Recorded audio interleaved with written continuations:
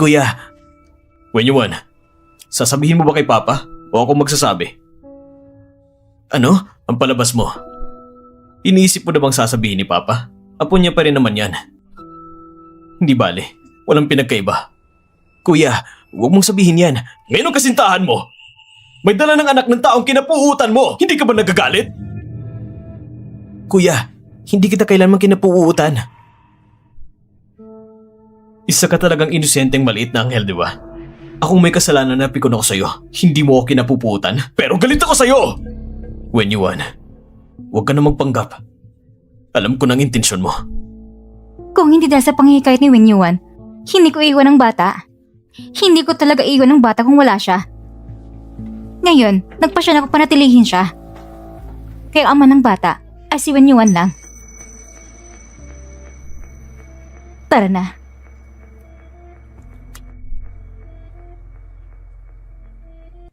Chuan, si Shannon Feng kamakailan ay palaging nakikipag-ugnayan sa isang private detective na si Xiao Wang Mao. Palagi siyang sumusunod sa atin. Ano kayong nalaman niya?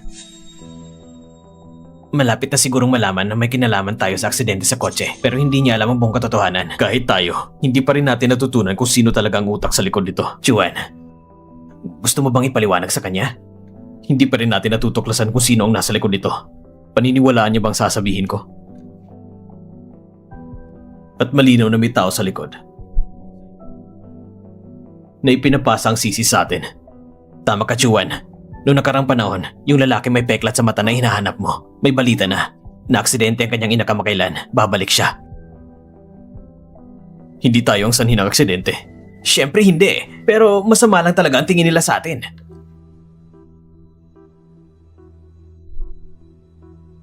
May mga tao na inosente talagang itsura. Isa rin itong kakayahan.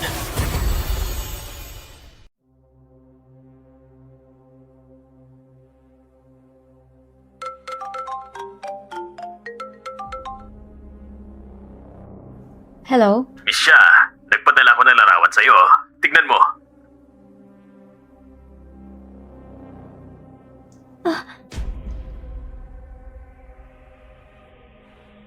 Ang sasakyan na ito.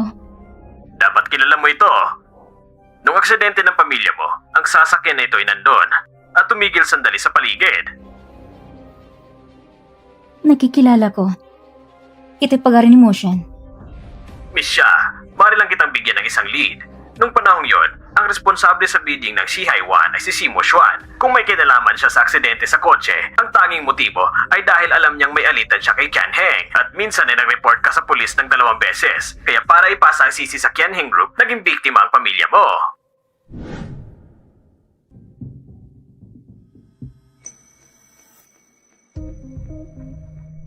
Bigla kita nakita.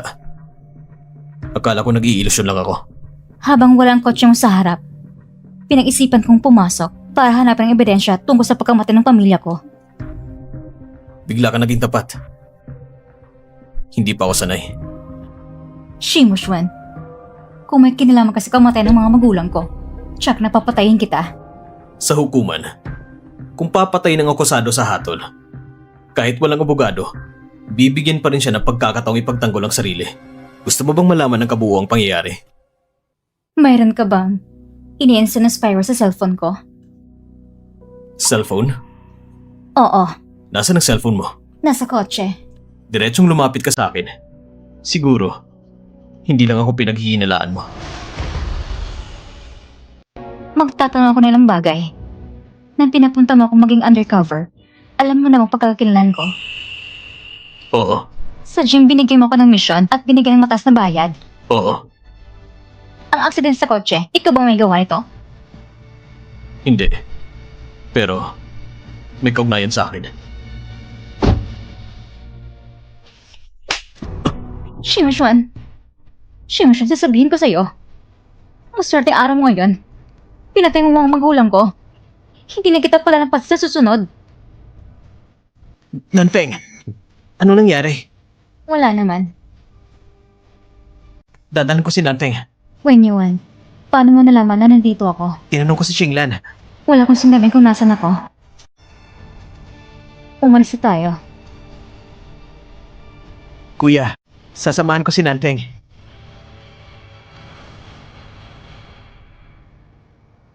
Nangteng, ayos ka lang ba? Bakit parang hindi magandang mukha mo? Ayos lang ako. Narinig ko kanina na sinabi mo kay kuya ko na hindi mo siya palalampasin. Bakit mo siya hinaharap? Wala, nagkamali ka lang dinig. Ito, huwag mong kalimutan sa susunod. Kahit saan ka pumunta, dalhin mo palagi ang cellphone mo. Kasi nag-aalala ko kung hindi kita mahanap. Kasi, nagmamadali ko kanina. Ayos lang, basta sa susunod, huwag mo nang kalimutan.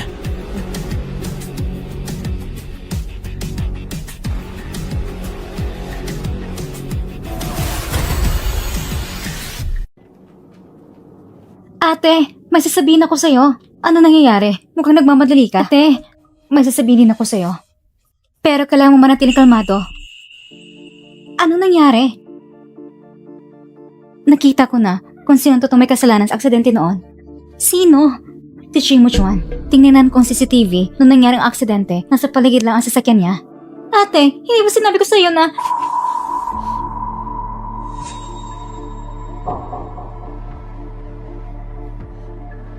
Talaga si Shimo Chuan. Malinaw ko na-verify. Walang iba kundi siya. Ate, pero kami at ang mga magulang natin, hindi pa nakikita si Shimo Chuan at wala rin kaming ginawa laban sa kanya, kayo ay naging biktima. Dahil sa kanyang negosyo, kayo ay naging target. Ate, hindi ko maintindihan. Hindi mo kailangang maintindihan, kailangan mo lang tandaan na pinatay niyang mga magulang natin at ang nagdulot sa'yo ng ganitong kalagayan ay si Shimo Chuan. Iyon lang, sapat na. Anong gagawin natin ngayon? Magsusumbong pa tayo sa mga pulis? Hindi pwede. Kulang pang ebidensya. Kailangan ko lang magpakasasasi para makakuha lang mas maraming ebidensya. Ate, huwag ka na saan kumilos mag-isa. Magpatawag ka na ng pulis. Natatakot ako sa inagawa mo. Walang problema. Huwag kang mag-alala.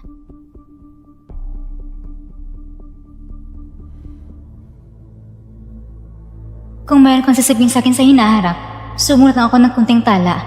Maring may kamera din sa bahay na ito.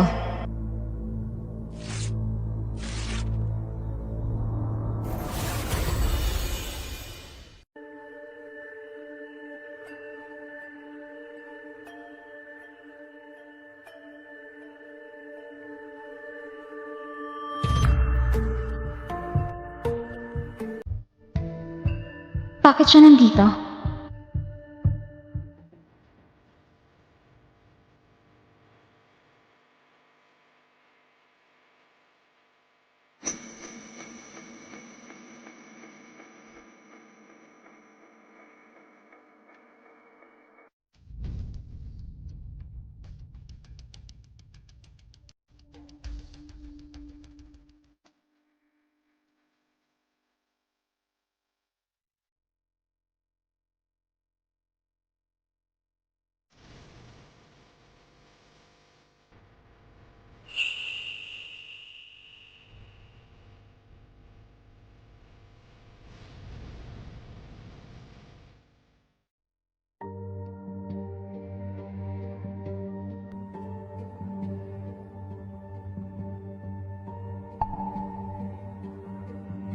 Hello? Sa wakas, sinagot mong telepono. Anong ginagawa mo? Akala ko patay ka na. Attorney Sia, hindi ba pwede akong hintayin ng kaunti? May nangyari lang sa bahay ng nakaraang araw. Wala ako sa Yesheng. Ano, bakit mo ko tinatawagan? Tungkol sa aksidente sa sasakyan. Miss Sia, hindi ba sinabi ko na sa iyo nung nakaraan? Kung susuriin mo pa ng gusto, hindi na ito na sa aking kakayahan. Ito na ang C-Family. Sino ba sa kanilang pwede kong kausapin? Aabalahin ko ba sila? Hindi ko ba nasabi sa'yo dati? Nung araw ng aksidente ng aking mga magulang, nakita ko isang lalaki na may peklat sa mata. Oo, bakit mo nga pala nasabi yan ngayon? Kanina, habang naglalakad ako sa mall, para bang nakita ko siya. Aling mall? Sa Zengda International. Sigurado ka ba na siya yon? Kahit naging amo siya, makikilala ko siya. Pagkatapos ng lahat, siyang pumatay sa aking mga magulang. Paano hindi ko siya makikilala? Dapat naman ko mag-report sa mga pulis. Wag! Huwag ka muna mag-report. Bakit hindi? Ito kasi, ayaw ko nang gisingin ng kalaban. Bukod pa rito, wala ka rin tiyak na ebidensya, di ba? Sige, may kaunting gagawin pa ako. Sa susunod na lang tayo mag-usap, okay?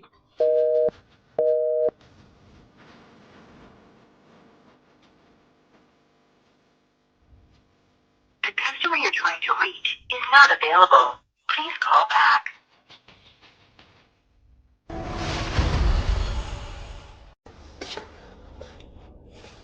Wen Yuan, Bakit medyo na late ka? Nasa kwarto ka na pero hindi ka pa rin natutulog. bira kang uwi ng ganito ka-late. Medyo nag-alala ako, kaya hindi ako makatulog. Malaki na ako. Bakit ka pa nag-aalala? Ikaw, buntis ka pa naman. Matulog ka na ng maaga. Dapat mong tandaan na kailangan mong ipanganak ang isang malusog na sanggol. Nagpunta ka sa isang pagtitipon? Uminom ka ba? Kaunti lang. Alam mo naman, wala akong lakas sa pag-inom. Hindi ba kagabi sinabi mo sa akin na dapat ako mag-focus ng higit sa kumpanya? Ngayon, kasama na kita at ang sanggol. Hindi ko pwedeng hayaang maliitin ako ni Papa. Wen Yuan, may gusto kong sabihin sa'yo. Ano yon? Sabihin mo. Habang namimili ako sa mall kanina, nakita kong lalaki na may peklat sa mata na nakita ko nung araw ng aksidente ng pamilya namin.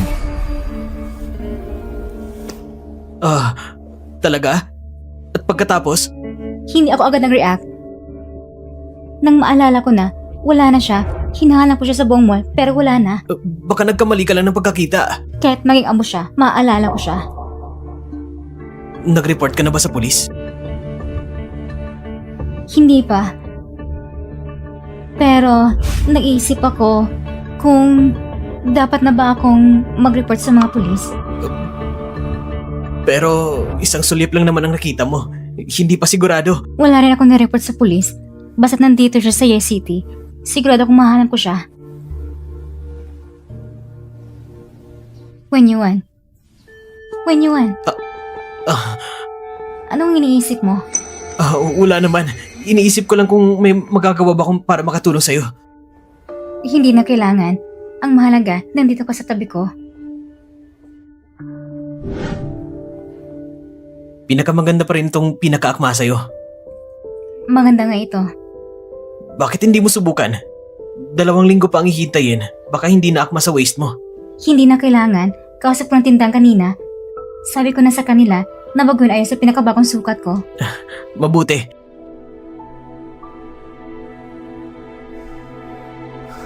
Kuya!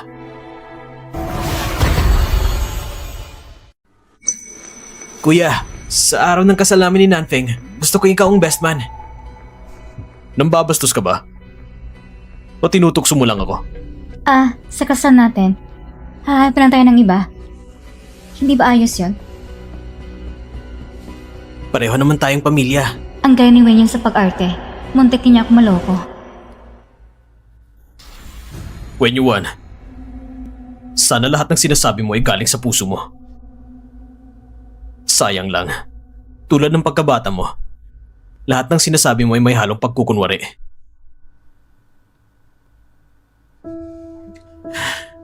Hindi ko rin alam kung bakit maraming maling akala sa akin ng kuya ko. Hindi pinigil ni Ling Chiyo ang bata. At lihim niyang ipinanganak ang bata. Nagpagawa ko ng DNA test at hindi siya anak ni Wen Yuan. May sakit nga ang anak ko, narinig ko lang din.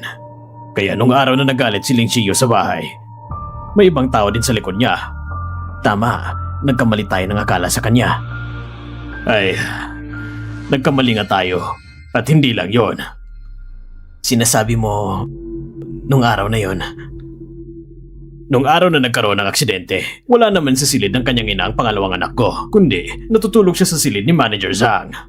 Hindi ba ikinulong niya si Wen Yuan sa banyo?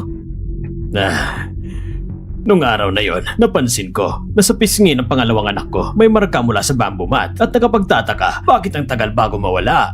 Ngayon ko lang naisip, nawala rin siya sa silid noon. Nagkamali ako sa kanya, matagal na rin.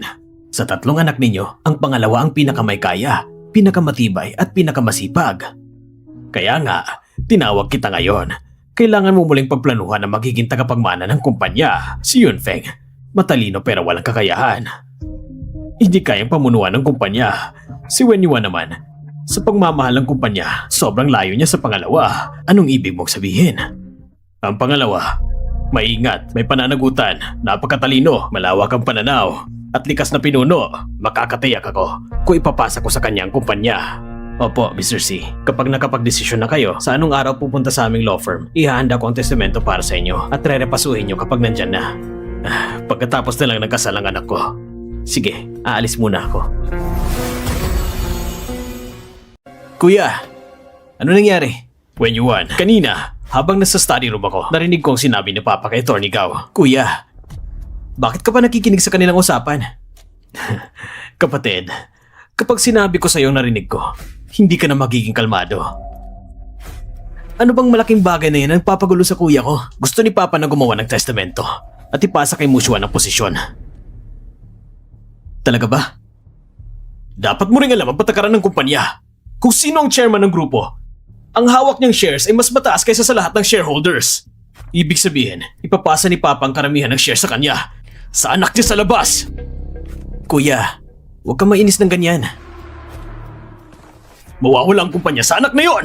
Naintindihan mo ba? When you won, dapat gumawa tayo ng paraan.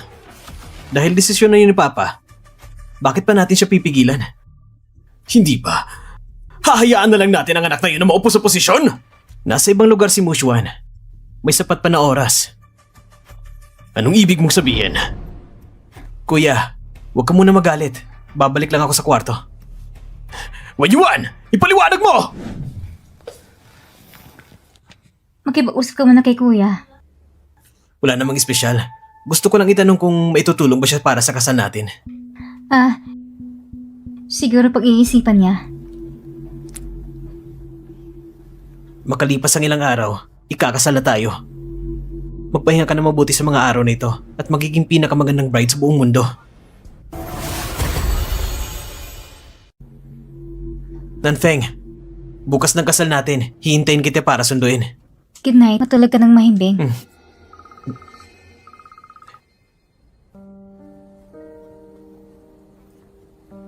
Good night din.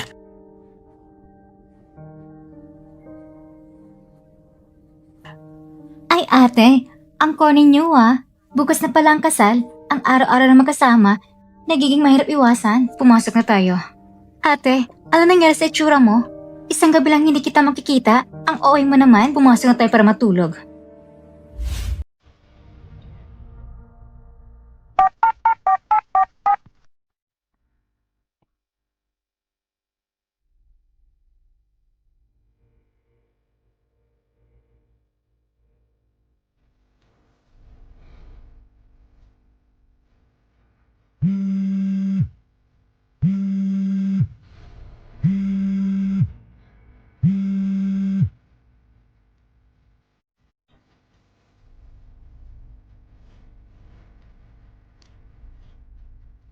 Hello? Siya, Nanfeng. Bukas, huwag mong pakasalan si Wen Yuan. Mr. C, paulit-ulit na lang ito. Naboboard ka ba? Hindi siya ang Wen Yuan na nakikita mo. Mula pagkabata, magaling na siyang magpanggap. Hindi siya ganun kasimple. Mr. C, kung wala na iba pang pang-usapan, magpapahinga na muna ako. Ginagamit ka niya laban sa akin. Siya, Nanfeng, marami kong sasabihin sa'yo. Galing ako mula sa Jusheng. Hintayin mo ako.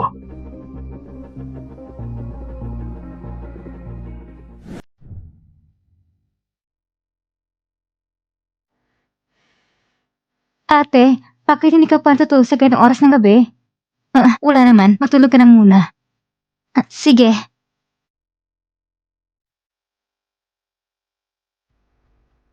Siya, Nanfeng. Bukas, huwag mong pakasalan si Wen Yuan. The customer you're trying to reach is not available. Please call back.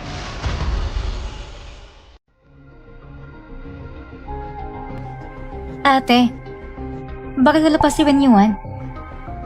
Pwede bang lumabas ka muna? Si Shimushwan, nakita mo ba siya? Wala rin. Tama. Sa napakalang araw na ito, wala rin si Shimushwan. Noong nakarang pagkakataon sa kotse niya, naglagay ako ng listening device. Bakit walang signal na natatanggap? Kanina mo nilagay ang listening device sa kotse?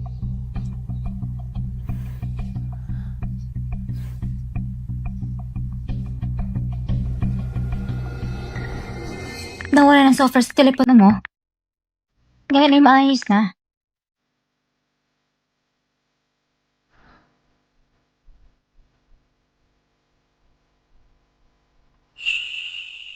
Shinlan, ang narinig ko ba ngayon ay replay?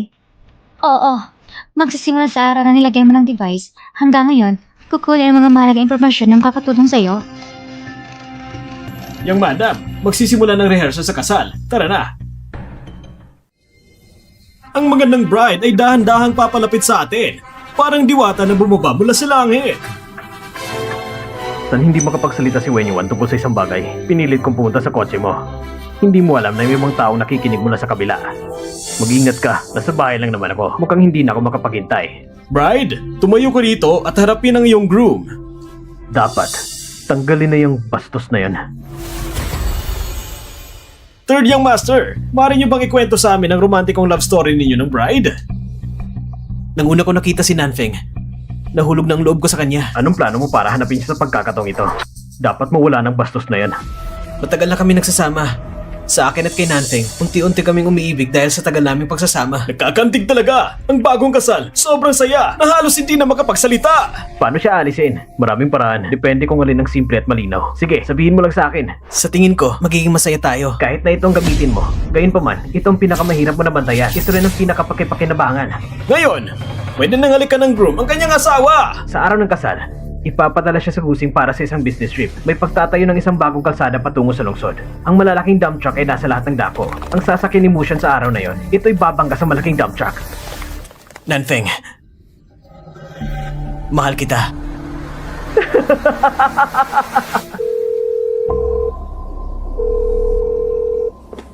Ate, wala pa naman sumasagot sa telepono?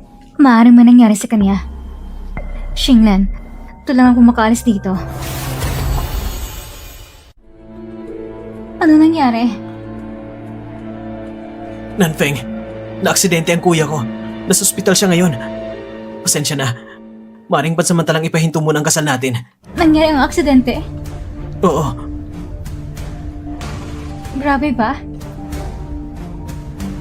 narinig ko ang sasakyan ng pangalawang kuya ko. Ay nadaganan ng dump truck. Maaaring, grabe talaga ang sitwasyon. Doc, kumusta ang kalagayan niya? Hindi maganda ang sitwasyon. Halos lahat ng buto niya ay nabasag. Nasalanta ba lahat ng internal organs? Puno ng dugo ang kanyang tiyan. Hindi sigurado kung dahil ba sa nabasag na tadyang o nasaktan ng mga organo. Pa! Umupo ka! Umupo ka! Huwag ka masyado mag-alala. Paano ako hindi mag-aalala? Pa, ang pangalawang kuya ko, siguradong magiging maayos siya. Bakit ganito?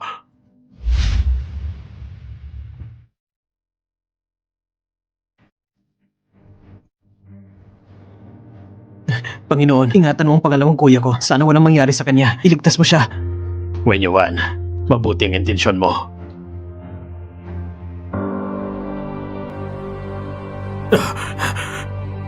Doc, kumusta na siya? Stable na ang vital signs, pero hindi pa lubusang ligtas. Ililipat muna siya sa ICU. Kung makakalampas siya sa unang 24 oras, matitiyak ang kanyang kaligtasan. Paano na ang kumpanya? Hindi naman titigil ang mundo kung wala siya. Tumahimik ka nga! Kuya, ihatid mo muna si Papa pa uwi. At Nanfeng, sumama ka na rin sa kanila. Mananatili ako rito para alagaan si Kuya. Sa loob ng ICU, hindi pwede pumasok ang mga kamag-anak. Mananatili ako dito. Mas magiging kampante rin si Kuya.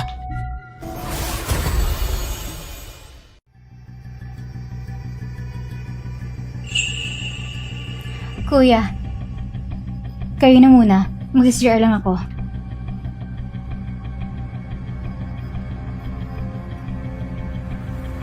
Ano ba talaga nangyayari? Ito isang pagpatay. Ang dump truck na yon, diretsong tumama sa kotse ni Chuan. Wala ka ba sa loob ng kotse?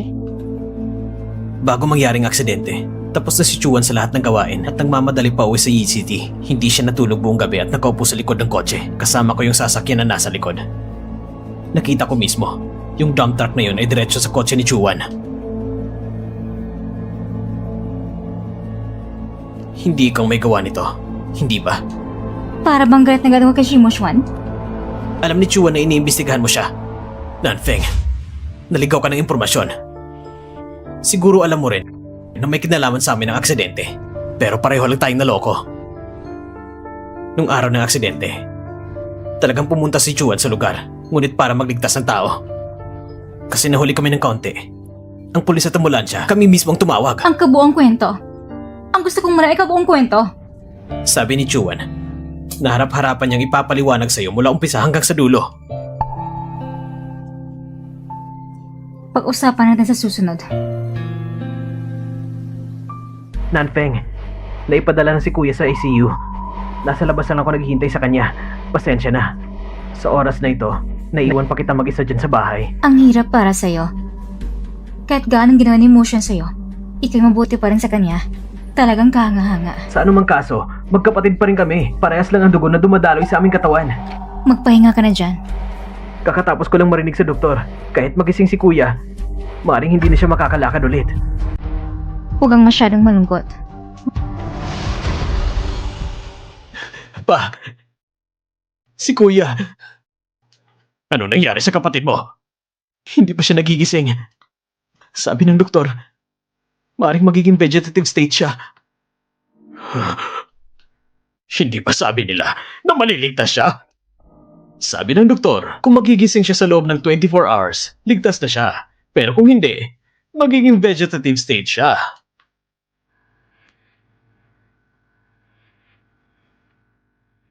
Tawagan mo si Uncle Kong mo. Isa siyang neurosurgeon. Siguradong may paraan siya. Oo, pa, tatawagan ko siya. Huwag kang mag-alala. Magpapalit muna ako ng damit sa kwarto ko. Bakit nandito ka? Narinig ko lang kayo kaya lumapit ako.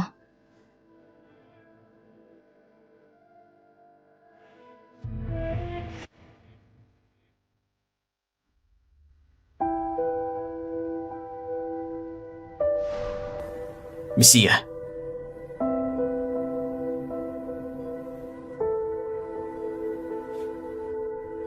Shimushuan. Hindi ka makakoma, hindi ba? Shimushuan. Huwag kang magpapanggap ng patay. Gisingin mo sarili mo.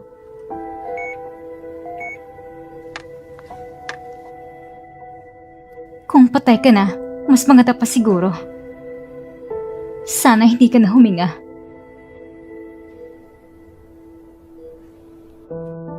Akala mo gusto ko mamatay?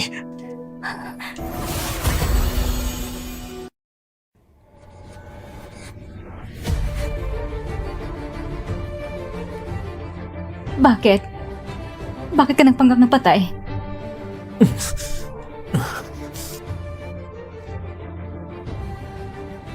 Peke bang aksidente? Peke rin bang mga sugat sa katawan mo? Ano bang totoo? Totoo ba na sadyang patayin ka? Akala mo gusto ko mamatay?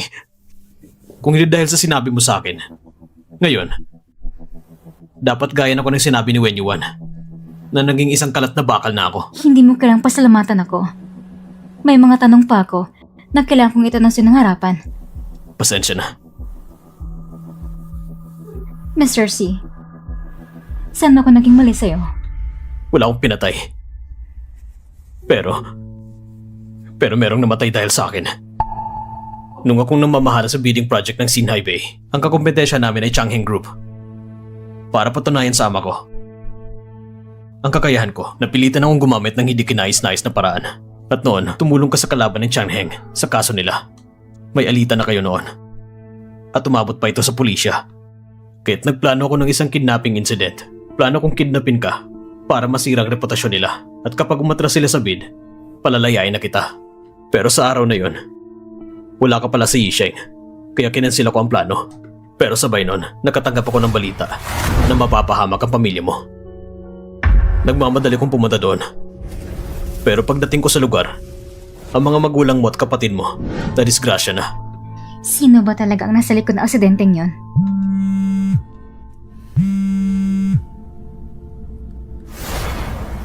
Hello? Nanfeng, nasan ka? Kasama ko si Chinlan. Pauwi na ako. Kailangan mo ba na sunduin kita? Hindi na. May mamaghahatid na sa akin. Mag-ingat ka sa daan. Iniinit ko ang bird's nest soup para sa'yo. Katulad na kay Chingyu. Nanfeng! Gabi na. Hindi mo na kailangang umuwi. Pwede namang doon ka na lang sana natulog. Dahil sa nangyari sa kapatid mo, siguro pagod ka na rin. Ilang araw na siyang walang malay. Sabi ng doktor, pagkahabang buhay na siyang ganyan. Karaniwan ay palaging laban sa'yo. Ngayon, ganito siya. Hindi ba tugma na sa damdamin mo? Lanfeng, kahit ano pa man, kaming dalawa ay magkapatid. Kahit hindi kami magkapatid sa iisang ina, pareho pa rin ang dugo na dumadaloy sa katawan namin. Ikaw ang pinakamapagpatawad na tao na kilala ko. Kung ikukumpara ka sa kuya mo, isa kang anghel. Habang siya isang demonyo. Ang nasa likod ng lahat ay si Wen Yuan. At may ebidensya na. Alam na rin ni Papa ang sitwasyon. Yun, Feng. Ang pangalawang kapatid mo ay nasa ospital. Nasa coma siya. Hindi pa siya patay. Bakit ka ba nagmamadali na makaupo sa kanyang pwesto? Tatanungin kita, kaya mo bang pamahalaan ang buong Honghai International? Pa, sa panahon ngayon, si Mushuan ay nasa coma. Alam mo rin kung gaano bumagsak ang stock price ng C Group. Kung magpapatuloy pa ito, mas mabuti pang ibigay mo na agad ang kanyang pwesto. Kahit ibigay ko man, hindi ko ito ibibigay sa'yo. Pa, kung hindi mo ibibigay sa akin, kanino mo pa ibibigay? Kay si Wen Yuan ba? Isa lang naman siyang taka sa pag-ibig. Lumabas ka na! Pa, isipin mo naman ang Honghai International. Baka bukas, makakarinig tayo ng balita na si Mushuan ay namatay na. Ikaw!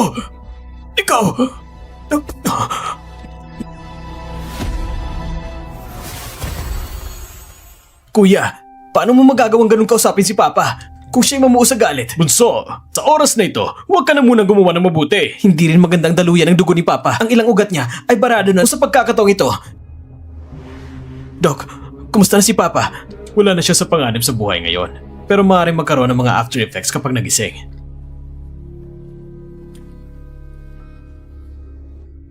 Pa, ito na mga huling habilin na inihanda namin para sa'yo. Paki-review mo na lang. Tapos, pirmahan mo lang dyan sa ibabaw ng pangalan mo. Ayoko! Ano? Pipirmahan mo? Pero nanginginig ang kamay mo. Walang problema. Eto. Hahawakan ko na lang ang kamay mo. Tutulungan kitang pumirma.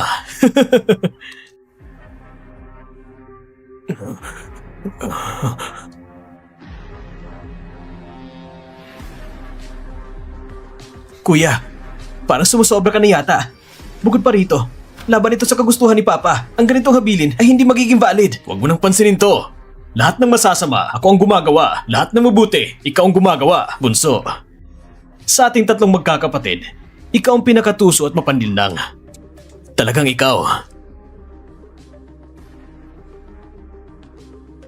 Pero sinong may kasalanan na para kang mabuting tao?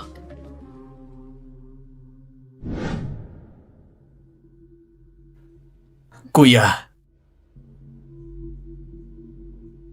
matagal ka na rin nasa coma. Araw-araw ka na nakahiga ng ganito. Hindi ko alam kung nagkaroon ka ng pressure sa source. Ha?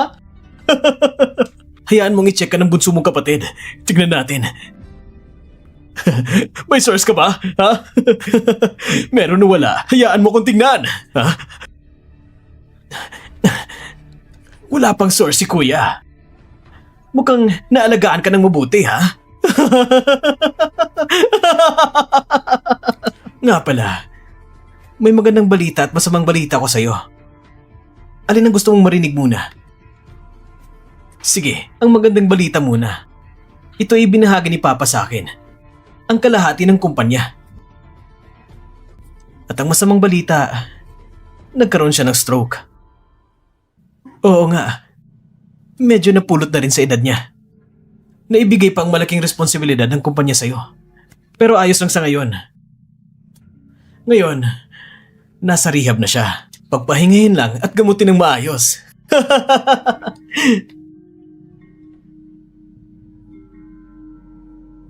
Si Mushen. Gumising ka na. Dadalhan kita ng balita. Bukas, ako magiging chairman ng Honghai Group sa seremonya ng pagpapatupad. Inaasahan ko na pupunta ka ng eksaktong oras.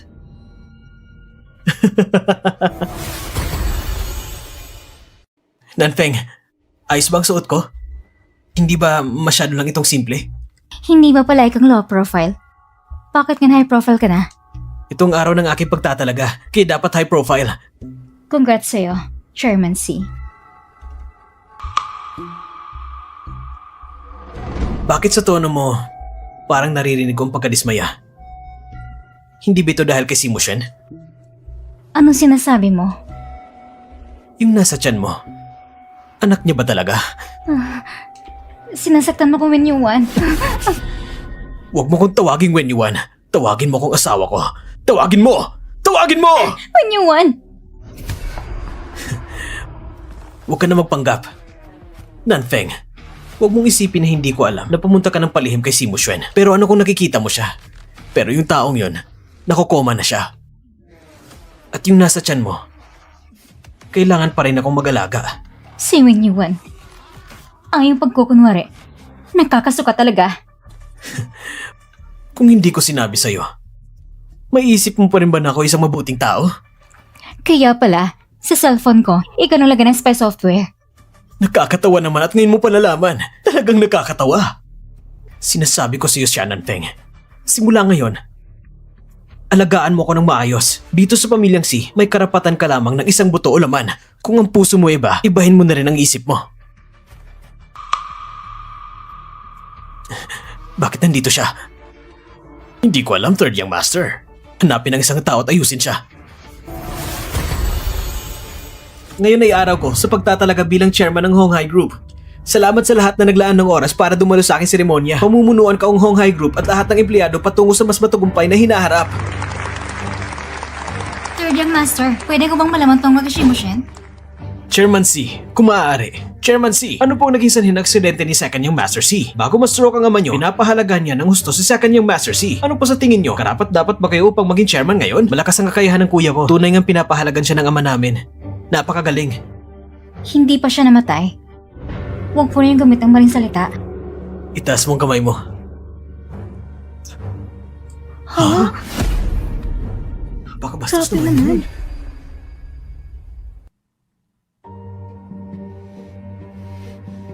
Pasensya na. Sa mga nakarang araw, pabalik-balik sa kumpanya at ospital, medyo nilimig ako. Ang asawa ko ay napakamaasikaso. Pasensya na sa inyo lahat. Kakatapos ko lang magpakita ng pagmamahal. Saan na tayo napunta? Oo. Tungkol sa kuya ko. Tunay ngang pinapahalagan siya ng ama namin. Pero sa kalagayan niya ngayon, kahit ayaw ko, kailangan ko talagang upuan ang posisyon na ito. Pwede naman hindi ka umupo. Bakit mo ka napahirapan ang sarili mo? Nanfeng, pagod ka na. Assistant Lu, tulungan mo ang asawa ko na bumaba. May tanong din ako kay Chairman C. Tungkol sa kaso ng aksidente ng ika-12 ng Hunyo, pwede mo bang malaman anong papel ginampan ni Chairman C sa pangyayari ngayon? Tumahimik ka kaagad. Paniwalaan mo na pwede kong ipatanggal ang oxygen tube ni Simu Xuan sa anumang oras. Wen Yuan!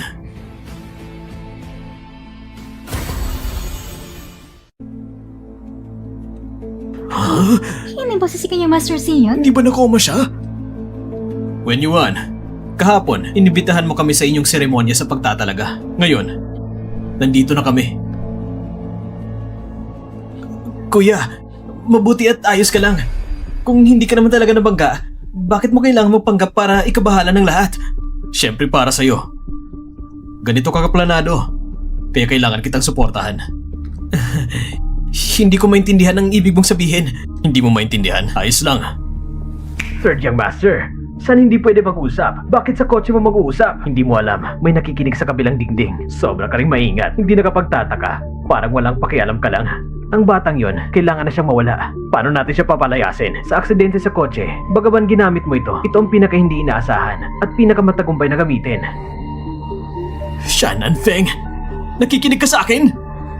Hindi ba ito pag-amay mo na sa sarili mo? Hayop ka! Talagang nagkamali ako sa'yo! Pa, hindi ganyan!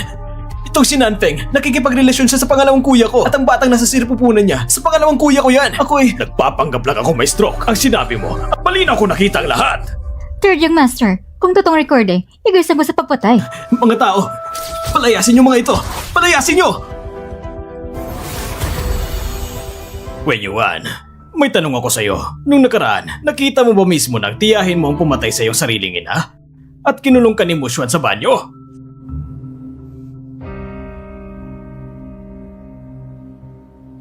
Oo.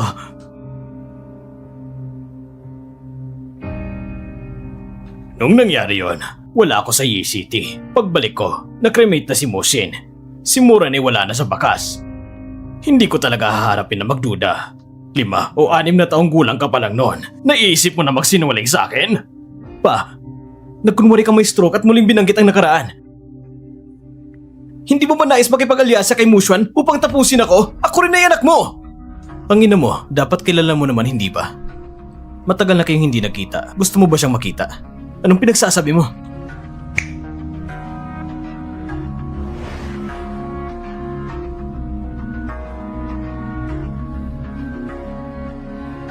Anak! Anak! Ikaw babae ka! Huwag kang manaboy! Hindi mo ba kinikilala ang tunay mong ina? Ton, ang mama mo ay nagnakaw ng damit ng mama ko at nagtago sa silid ng mama ko at hinihintay ang pagbalik ng mama ko. Natuklasan ito ng aking ina at sa huli, gamit ang kutsilyo. Pinagsaksak niya ang dibdib ng aking ina! Ito'y gawa-gawang kwento lang! Pwede natin gawin ang DNA test!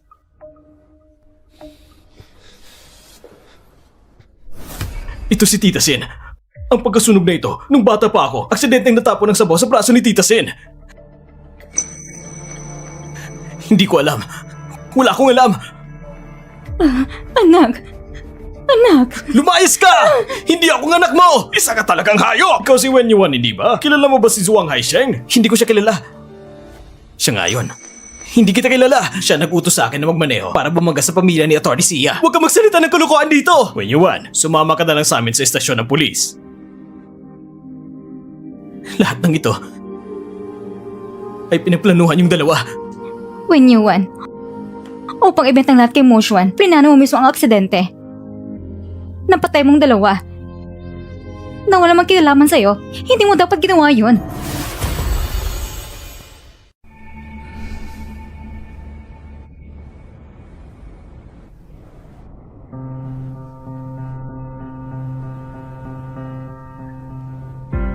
Pasensya na.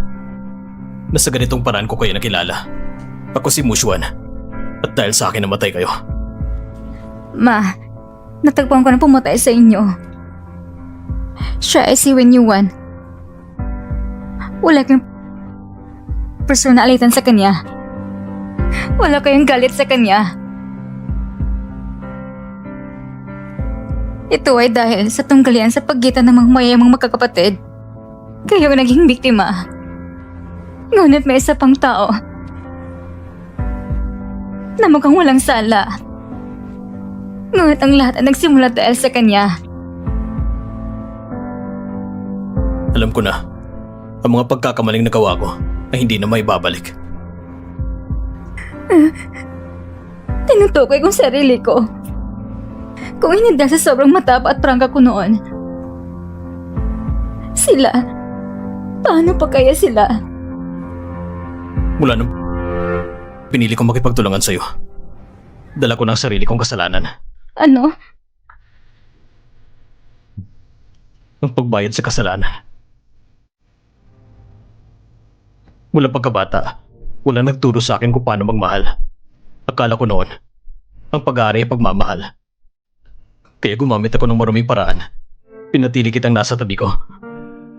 At sa tuwing nasasaktan kita, ako rin nasasaktan ng gusto. Pero hindi ko alam kung paano ayusin. Ngayon alam ko na. Handa ka bang kalimutan ang nakaraan at magsimula muli sa akin?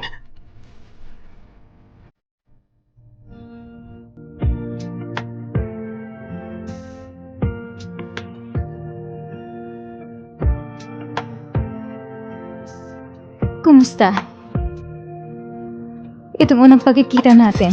Ako si Shannon Feng. Kumusta? Ikinagagalak kung makilala ka. Ako si Simu Xuan.